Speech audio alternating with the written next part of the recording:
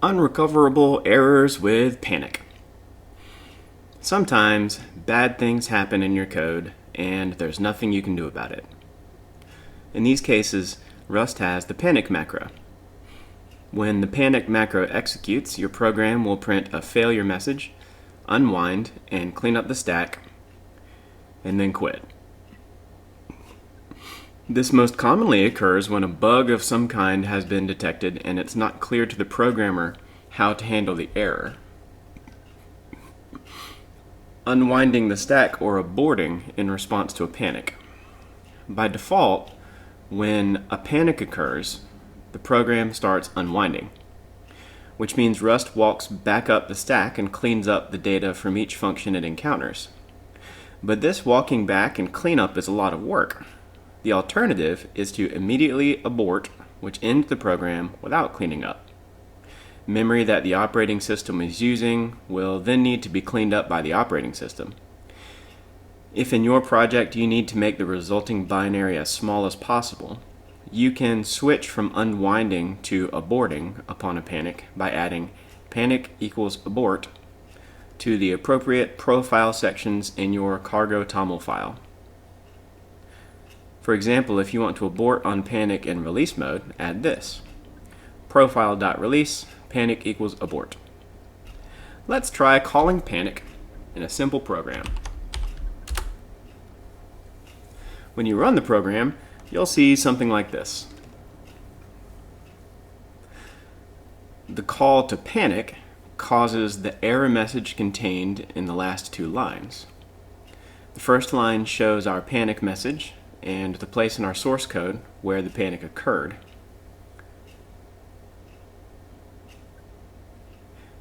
So source main 2:5 indicates that it's the second line, fifth character of our source main file. So in my example, it is the fourth line, fifth character. In this case, the line indicated is part of our code, and if we want to go to that line, we see the panic macro call. In other cases, the panic call might be in code that our code calls, and the file name and line number reported by the error message will be someone else's code where the panic macro is called, not the line of our code that eventually led to the panic call. We can use the backtrace of the functions the panic call name came from.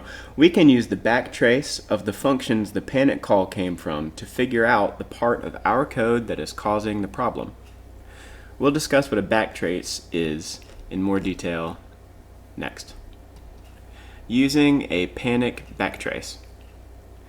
Let's look at another example to see what it's like when a panic call comes from a library because of a bug in our code instead of from our code calling the macro directly. Listing 9.1 has some code that attempts to access an element by index in a vector.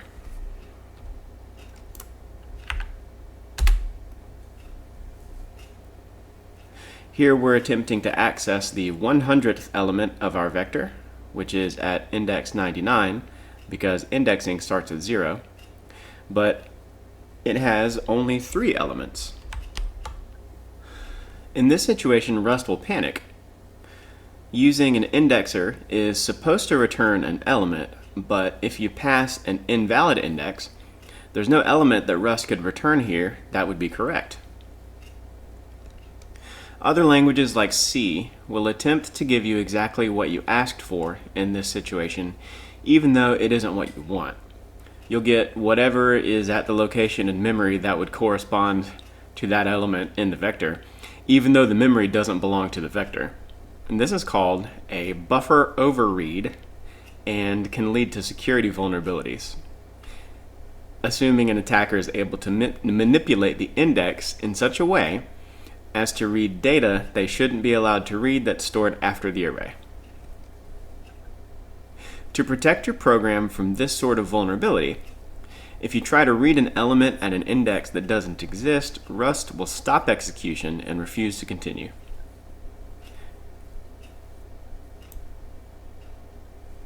This error points at a file we didn't write, libcore/slice/mod. That's the implementation of slice in the Rust source code. The code that gets run when we use the indexer on our vector v is in libcore/mod, and that is where the panic is actually happening. The next note line tells us that we can set the Rust backtrace environment variable to get a backtrace of exactly what happened to cause the error. A backtrace is a list of all the functions that have been called to get to this point. Backtraces in Rust work as they do in other languages. The key to reading the backtrace is to start from the top and read until you see files you wrote. That's the spot where the problem originated. The lines above the lines mentioning your files are code that your code called. The lines below are code that called your code. Let me read that again. The lines above the lines mentioning your files are code that your code called. The lines below are code that called your code. These lines might include core Rust code, standard library code, or crates that you're using. Let's try getting a backtrace by setting the Rust backtrace environment variable to any value except 0.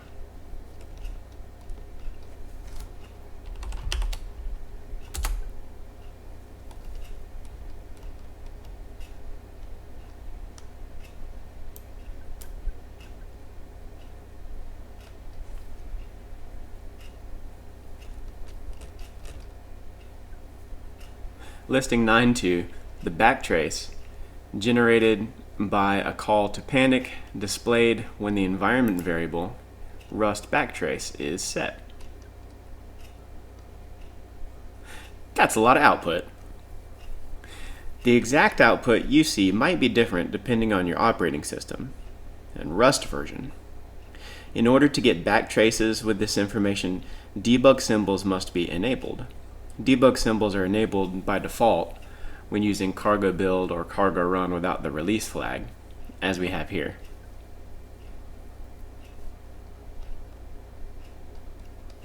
In the output in listing 9.2, line 12 of the backtrace points to the line in our project that's causing the problem. Line 4 of main. Is it now? Let's see. Okay, start at the top. Look for something I wrote. Cargo registry? No. Cargo? No. Source? Lib standard? Nope. Source lib standard? Nope. Lib standard, libstd, libcore. Getting closer. But maybe not. Libcore, Rust C. That's 11. Okay, 12. We got Rust C. Well, this. Yeah, there we go.